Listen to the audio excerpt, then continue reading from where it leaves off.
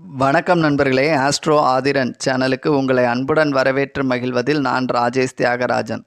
ஸ்ரீ கற்பக விநாயகரின் திருப்பாதம் பணிந்து எல்லா உயிர்களும் இன்பமுடன் வாழ நல்லதே நடக்கும், நல்லதே நடக்கும், நல்லதே நடக்கும் என்ற பொன்னான வரிகளுடன் இந்த பதிவில் மேச ராசிக்காரர்களுக்கான இந்த 2025ஆம் ஆண்டு நிகழ இருக்கக்கூடிய இவங்க ராசிக்கு 2ஆம் இடத்துல இருந்த குருவானவர் இவங்க ராசிக்கு 3ஆம் இடமான மிதுன ராசிக்கு வரக்கூடிய மே மாதம் 11ஆம் தேதி பயிற்சி அடைகிறார்.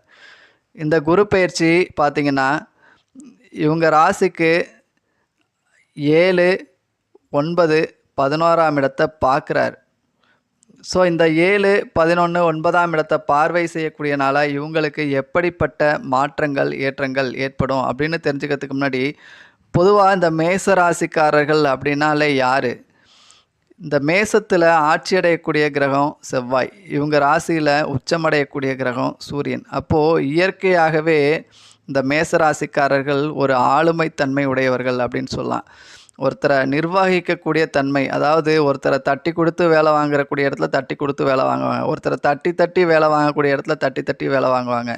இவனை என்ன பண்ணால் இவங்கிட்ட இந்த காரியத்தை வாங்க முடியும், இந்த வேலையை வாங்க முடியும் அப்படின்னு புரிஞ்சு வச்சு செயல்படக்கூடிய ராசிக்காரர்கள் அப்படின்னா இந்த மேச ராசிக்காரர்கள் தான் அப்படின்னு சொல்லலாம்.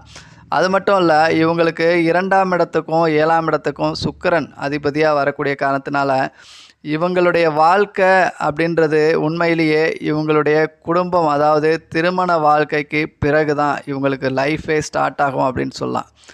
ஒரு வருமானமாக இருந்தாலும் சரி, ஒரு வீடு, வண்டி, வாகனங்கள் வாங்கிறது, சொத்துக்கள் அமையிறது, இது எல்லாமே இவங்களுடைய திருமண வாழ்க்கைக்கு பிறகு தான் அமையும் அப்படின்னே சொல்லலாம். அப்படிப்பட்ட இந்த மேச ராசிக்காரர்களுக்கு குருவானவர் பார்த்திங்கன்னா தான் இருக்கக்கூடிய இடத்துல இருந்து 5, 7, 9ஆம் இடங்களை பார்வை செய்வார். அதன் அடிப்படையில் எடுத்துக்கிட்டிங்கன்னா உங்களுடைய ராசிக்கு 7ஆம் இடத்தை தன்னுடைய 5ஆம் பார்வையாலையும், உங்கள் ராசிக்கு 9ஆம் இடத்தை தன்னுடைய 7ஆவது பார்வையாலையும், உங்கள் ராசிக்கு 11ஆம் இடத்தை தன்னுடைய 9ஆவது பார்வையாலையும் பார்வை செய்கிறார் அப்படின்னே சொல்லலாம். அப்போது இந்த 3 பாவங்களும் உங்களுக்கு பலமடையும். இந்த பலமடைகிறப்போ எப்படிப்பட்ட மாற்றங்கள் நிகழும் அப்படின்னு எடுத்துக்கிட்டிங்கன்னா, இந்த 7ஆம் இடம் அப்படின்றது ஒரு லைஃப் பார்ட்னரை குறிக்கும், அடுத்ததாக நண்பர்களை குறிக்கும். அப்போது லைஃப் பார்ட்னர் அப்படின்னுவது உங்களுக்கு சாதகமாக இருப்பாங்க, உங்களுக்கு ஒரு பின்புலமாக இருப்பாங்க, உங்களை ஒரு தூண்டக்கூடிய அப்போ புஷ் பண்ணி உங்கள் லைஃப்பை ஒரு அடுத்த மூமெண்ட்டுக்கு நகர்த்தக்கூடிய ஒரு நபராக இருப்பாங்க அப்படின்னு சொல்லலாம். அதே மாதிரி நண்பர்களும் உங்களுக்கு ரொம்பவே சப்போர்ட்டாக இருப்பாங்க. தொழில்முறை கூட்டாளிகள், தொழில் கூட்டாளிகள் அப்படின்றது இந்த 7ஆம் இடத்தை குறிக்கும். ஸோ தொழில் கூட்டாளிகளும் உங்களுக்கு சாதகமாக இருப்பாங்க. அதே மாதிரி இந்த 7ஆம் இடம் அப்படின்றது ஓன் பிஸ்னஸ் பண்ணுறவங்களுக்கு இந்த 7ஆம் இடத்துல குரு பார்வைப்படக்கூடிய காரணத்தினால நேரடியாக வாடிக்கையாளர்களோட யாரெல்லாம் தொடர்புடைய ஒரு தொழில் செய்கிறீங்களோ அவங்களுக்கு இந்த குரு பயிற்சி ரொம்பவே சாதகமாக இருக்கும். உங்கள் வாடிக்கையாளர்களுடைய எண்ணிக்கை அப்படின்றது ஒரு அதிகரிக்கும் அப்படின்னே சொல்லலாம். அதே மாதிரி வாடிக்கையாளர்கள் மகிழ்ச்சி அடைவாங்க. ஏன்னா இந்த 11ஆம் இடம்ன்றது வாடிக்கையாளர்கள் மகிழ்ச்சி அடையக்கூடிய ஒரு இடத்த குறிக்கும். ஸோ நீங்கள் நேரடியாக வாடிக்கையாளர்களுடைய தொடர்புடைய ஒரு துறையில் பணிபுரிகிறீங்க அப்படின்னா நிச்சயமாக இந்த குரு பயிற்சி உங்களுக்கு ஒரு சாதகமான சூழ்நிலை அப்படின்னே சொல்லலாம். அடுத்ததாக உங்களுக்கு ராசிக்கு 9ஆம் இடத்தை பார்வை செய்கிறார். அப்போ உங்கள் ராசிக்கு 9ஆம் இடம் அப்படின்றது என்ன அப்படின்னு கேட்டிங்கன்னா, 9ஆம் இடம் தகப்பன் ஸ்தானம். அப்போது தந்தை வழியில் உங்களுடைய எதிர்பார்ப்புகள் எதுவும் இருக்கும் அப்படின்ற பட்சத்தில் நிச்சயமாக அந்த எதிர்பார்ப்புகள் பூர்த்தி அடையும் அப்படின்னே சொல்லலாம். ஒரு இளைஞராக இருக்கீங்க அப்படின்னா, அப்பாக்கிட்ட ரொம்ப நாளாக பைக் கேட்டுக்கிட்டே இருக்கேன், வாங்கி தரவே மாட்டேங்கிறாரு அப்படின்னா நிச்சயமாக இந்த காலகட்டங்களில் உங்களுக்கு உங்கள் தந்தை நிச்சயமாக உங்கள் தேவை பூர்த்தி செய்வார் அப்படின்னே சொல்லலாம். இந்த 9ஆம் இடம் அப்படின்றது புனித யாத்திரைகள், அதாவது தெய்வீக இடங்களை குறிக்கக்கூடிய இடம். அதனால் புனித யாத்திரை பயணங்கள் மேற்கொள்ளுவீங்க அப்படின்னு சொல்லலாம். குடும்பத்தோட வெளியூருக்கு போய் புதிய ஆலயங்கள் வழிபாடு செய்கிறது அப்படின்றதெல்லாம் சொல்லலாம். குலதெய்வ வழிபாடை மேற்கொள்ளலாம். அடுத்ததாக உங்கள் ராசிக்கு 11ஆம் இடத்தை குரு பார்வை செய்கிறார். இந்த 11ஆம் இடத்துல ராகுவும் வேற இருக்கார் காரணத்தினால இந்த செயற்கை சார்ந்த துறையில் வேலை பார்க்குறவங்க, செயற்கை பொருட்கள் தயாரிக்கிறது, இப்போ பிளாஸ்டிக் ஜாமா இல்லை எலக்ட்ரானிக்ஸ் சார்ந்த துறைகளில் வேலை பார்க்குறவங்களுக்கு இது ஒரு சாதகமான காலகட்டமாக இருக்கும். ஏன்னா இந்த ராகு உங்கள் ராசிக்கு 11ஆம் இடத்துல வர்றாரு. அதனால் இந்த ராகு அப்படின்றது ஒரு செயற்கையான பொருட்கள், ஒளிரக்கூடிய பொருட்கள். அப்போது இந்த பிளாஸ்டிக் ஐட்டம், கண்ணாடி ஜாமான்கள், ஸோ இது போன்ற துறைகளில் பணிபுரிகிறவங்களுக்கு ஒரு சாதகமான சூழ்நிலை இருக்கும் அப்படின்னு சொல்லலாம். அடுத்ததாக உங்கள் ராசிக்கு குரு பலன் இருக்கா அப்படின்றது ஒரு முக்கியமான கேள்வியாக இருக்கலாம். குரு பலன் அப்படின்றது ஒரு ராசிக்கு 2, 5, 7, 9, 11ஆம் இடங்களில் கோச்சார குரு வரக்கூடிய காலகட்டங்களில் தான் குரு பலன் அப்படின்னு சொல்லுவாங்க. ஸோ அதன் அடிப்படையில் எடுத்துக்கிட்டிங்கன்னா உங்கள் ராசிக்கு 3ஆம் இடத்துல குரு இருக்கக்கூடிய காரணத்தினால இந்த ஆண்டு குரு பலன் இல்லை அப்படின்னு சொல்லலாம். எதனால்?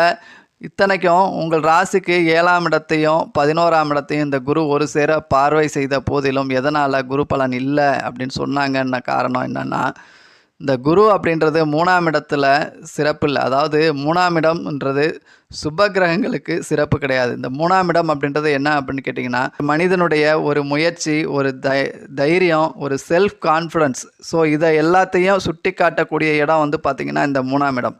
ஸோ அப்படிப்பட்ட இந்த 3ஆம் இடத்துல சுப கிரகங்கள் இருக்கிறது அப்படின்றது அவங்களுக்குள்ள உண்டான அந்த செல்ஃப் கான்ஃபிடன்ஸ், ஒரு தைரியம் அப்படின்றத கொஞ்சம் குறைக்கும் அப்படின்னே சொல்லலாம். அதாவது ஒருத்தர்கிட்ட போய் பேசணும் அப்படின்னா அவங்க என்ன நினைப்பாங்களோ, ஏது நினைப்பாங்களோ அப்படின்னு கொஞ்சம் ஒரு வெட்கப்படுறது, ஒரு கூச்சப்படுறது.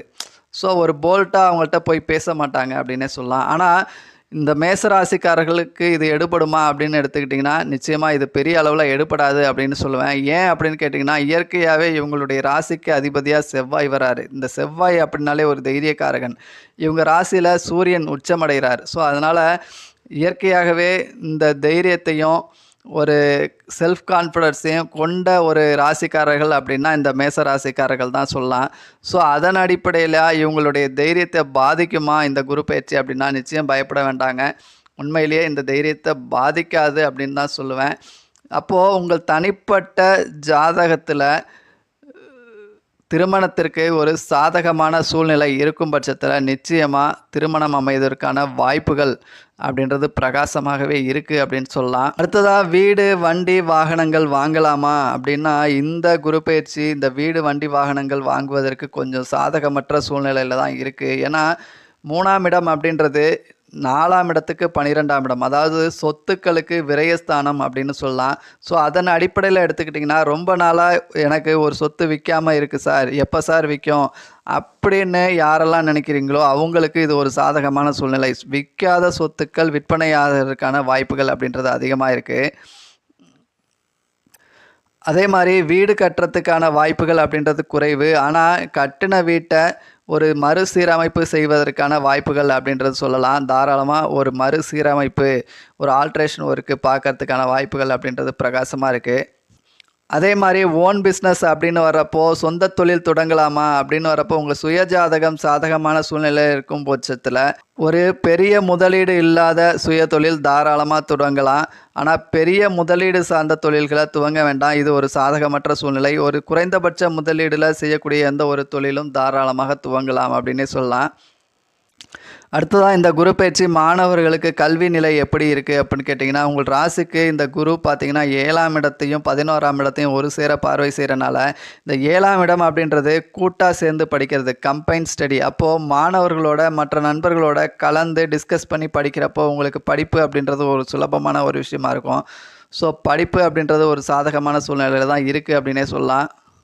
அடுத்ததாக ஆரோக்கியம் இந்த வருஷம் எப்படி இருக்கும் அப்படின்னு எடுத்துக்கிட்டிங்கன்னா, உங்கள் 6ஆம் இடத்துக்கு குரு 10ஆம் இடத்துலையும், உங்கள் 8ஆம் இடத்துக்கு குரு 8க்கு 8ஆம் இடமான 3ஆம் இடத்துலையும் குரு பயணிக்கக்கூடிய காரணத்தினால உங்களுக்கு கழுத்து சார்ந்த தொந்தரவுகள் வேணால் எடுப்பலாம். அப்பப்போ வேலை பார்க்குற காரணத்தினால வேலையோட தொந்தரவு காரணமாக கழுத்து இல்லை நரம்பு சார்ந்த பிரச்சனைகளில் தொந்தரவுகள் ஏற்படலாம். மற்றபடி அது ஒரு பாதிக்கக்கூடிய ஒரு தொந்தரவாக இருக்காது அப்படின்னு கூட சொல்லலாம். அடுத்ததாக குழந்தை பாக்கியத்திற்கான வாய்ப்புகள் அப்படின்றது இருக்கா அப்படின்னு எடுத்துக்கிட்டிங்கன்னா, இந்த குரு பயிற்சி அப்படின்றது உங்கள் ஜாதகத்தில் குழந்தை பாக்கியத்திற்கான வாய்ப்புகள் கொஞ்சம் குறைவாக இருக்குது அப்படின்னு சொல்லலாம். ஏன்னா இந்த 3ஆம் இடம் அப்படின்றது ஒரு மனிதருடைய வீரியஸ்தானத்தை குறிக்கும். அந்த வீரியஸ்தானத்தில் இந்த சுபகிரகமான குரு இருக்கிறது அப்படின்றது கொஞ்சம் அந்த வீரியத்தை குறைக்கும் அப்படின்னே சொல்லலாம். அதனால் உங்கள் சுயஜாதகம் பலமாக இருக்கும் பட்சத்தில் நிச்சயமாக குழந்தை பாக்கியத்திற்கான வாய்ப்புகள் இருக்குது. இருந்தாலும் உங்கள் சுயஜாதகம் பலம் குறைவு இருக்கும் பட்சத்தில் இந்த குரு பயிற்சி உங்களுக்கு ஒரு சாதகமற்ற சூழ்நிலையில் இருக்கும் அப்படின்னு சொல்லலாம். அதே நேரத்தில் ரொம்ப வருஷமாக குழந்தை இல்லை சார், பேசாமல் ஒரு டெஸ்ட் டியூபுக்கு முயற்சி செய்யலாமா அப்படின்னு நினைக்கிறவங்களுக்கு உங்கள் ராசிக்கு 11ஆம் இடத்துல ராகு இருக்கார். அந்த ராகுவை இந்த குரு பார்வை செய்யக்கூடிய நேரத்தில் ஸோ டெஸ்ட் டியூப் பேபிக்கு முயற்சி செய்கிறவங்களுக்கு இந்த குரு பயிற்சி அப்படின்றது ஒரு சாதகமான சூழ்நிலையில் இருக்குது அப்படின்னு சொல்லலாம். ஸோ மொத்தத்தில் இந்த 2025ஆம் ஆண்டு குரு பயிற்சி அப்படின்றது மேச ராசிக்காரர்களுக்கு தொழில் ரீதியாகவும் சரி, குடும்ப வாழ்க்கை ரீதியாகவும் சரி, ஒரு சாதகமான சூழ்நிலையில் இருக்குது அப்படின்னே சொல்லலாம். நன்றி நண்பர்களே, இது வரைக்கும் இந்த 2025ஆம் ஆண்டிற்கான மேச ராசிக்காரர்களுக்கான குரு பயிற்சி பலன்களை பற்றி பார்த்தோம். மீண்டும் அடுத்த ஒரு நல்ல பதிவில் பார்ப்போம். அதுவரை உங்களிடமிருந்து விடைபெறுவது நான் ராஜேஷ் தியாகராஜன். நன்றி, வணக்கம்.